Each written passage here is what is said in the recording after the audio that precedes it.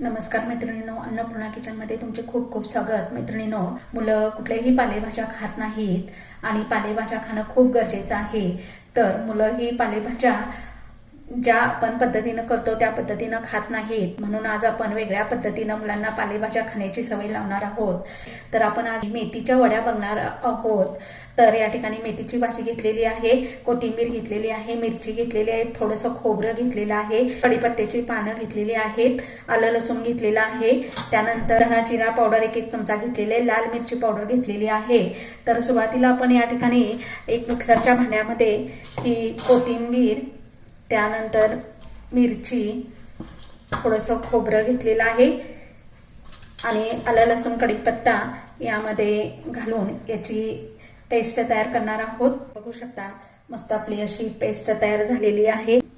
भाजी घेतलेली आहे ही मोठी मोठी निवडून घेतलेली आहे. तर आपण याला बारीक चिरून घेणार आहोत.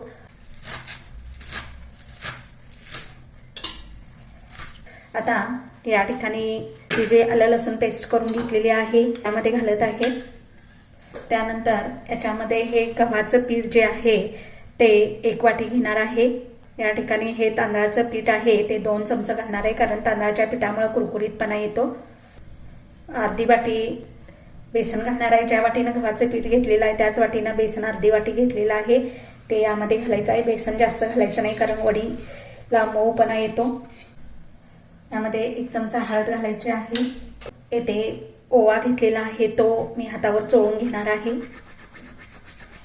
ज्याच्यामुळे त्याचा जो स्वाद आहे त्यामध्ये उतरतो. थोडासा हिंग घेतलेला आहे. याच्यामध्ये चवीनुसार मीठ घालायचं आहे. आता हे सर्व मिश्रण या ठिकाणी मिक्स करून घ्यायचं आहे. जर पाणी लागलं तरच घालायचं आहे, अन्यथा नाही घालायचं याच्यामध्ये. ते बघू शकता तुम्ही, त्याला पाण्याची काही गरज लागलेली नाही. भाजीला जे ओलसरपणा होता त्यामध्येच हे पीठ भिजवलेलं आहे. इथे मी हे मिक्सरचं भांडं घेतलेलं आहे. यामध्ये हे जे मळलेलं पीठ आहे ते थोडं थोडं करून याच्यामध्ये घालून याला रफली थोडंसं फिरवून घ्यायचं आहे, जेणेकरून सगळे मसाले भाज्या यामध्ये एकजीव होतील. तर इथे बघू शकता अगदी छान असं पीठ तयार झालेलं आहे. आता मिक्सरला लावल्यामुळे यामध्ये आणखी थोडासा ओलसरपणा आलेला आहे, थोडंसं पीठ पातळ वाटतं आहे. तर आता यामध्ये तुम्ही पुन्हा 1 चमचा तांदळाचं पीठ घातल्यामुळं कुरकुरीतपणा येतो, त्यामुळं तांदळाचं पीठच यामध्ये घालायचं आहे. तर याच्यामध्ये मी 1 चमचा तेल घालत आहे आणि पुन्हा एकदा त्याला मिक्स करून घेणार आहे. याला 5 मिनिटं असंच ठेवायचं आहे. तर इथे गॅसवर मी एक पातेलं पाणी उकळण्यासाठी ठेवलेलं आहे.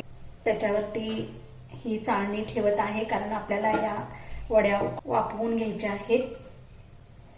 आता पाणी खाली ठेवल्यामुळे याच्यामध्ये मी थोडासा लिंबू घालत आहे, कारण पातेलं पाण्याच्या वाफेमुळे काळं होतं. मळलेलं पीठ आहे याचे आपल्याला असे छोटे छोटे रोल करून घ्यायचे आहेत. हाताला चिटकत असेल तर थोडंसं तेल लावायचं. या चाळणीला तेल लावून घ्यायचं आहे. हे जे आपण रोल केलेले आहेत ते याच्यामध्ये ठेवायचे आहेत. त्याच्यावरती मी कढई पालती घालणार आहे, कारण वाफ त्यातून बाहेर जाऊ नये म्हणून. आणि याला शिजेपर्यंत 10 मिनिटं वाफवून घ्यायचं आहे.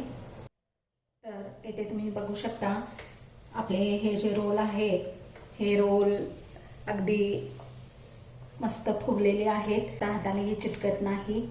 असं जर तुम्हाला लक्षात नाही आलं तर काय करायचं, जसं आपण केकला बघतो तसं या ठिकाणी एका रोलमध्ये सुरी खोचून बघायची आहे. ही जर या ठिकाणी सुरी क्लीन आली तर हे रोल शिजलेले आहेत. आणि ज्यावेळेला हे रोल शिजतात त्यावेळेला याचा कलर कम्प्लिटली चेंज होतो. तर येथे तुम्ही बघू शकता आपले हे रोल थंड झालेले आहेत. याच्या वड्या कट करून घ्यायच्या आहेत. आता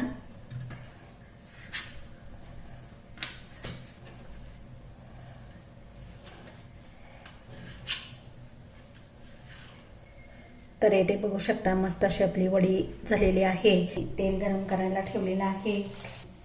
हे तेल गरम झालेलं आहे आणि याच्यामध्ये या वड्या आपल्याला तळून घ्यायच्या आहेत. आता इथे मी एक तवा घेतलेला आहे, तो गरम करून घेतलेला आहे. त्याच्यावरती थोडंसं तेल पसरवून घ्यायचं आहे आणि त्याच्यामध्ये थोडेसे तीळ या ठिकाणी टाकायचे आहेत.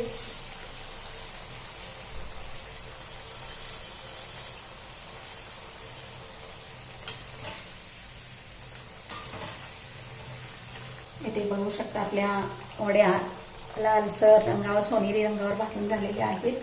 आता मी या तीळ टाकलेल्या तव्यामध्ये काढून घेत आहे. तर इथे आपल्या सर्व वड्या तळून झालेल्या आहेत. तर इथे तुम्ही बघू शकता मस्त अशी आपली मेथी वडी तयार झालेली आहे आणि ही वडी अतिशय पौष्टिक आणि मुलांनाही कळणार नाही की ही मेथी वडी आहे. अशी ही मेथी वडी तुम्ही करून पहा आणि मला कमेंटद्वारे सांगा आणि माझ्या चॅनलला लाईक आणि सबस्क्राईब करायला विसरू नका.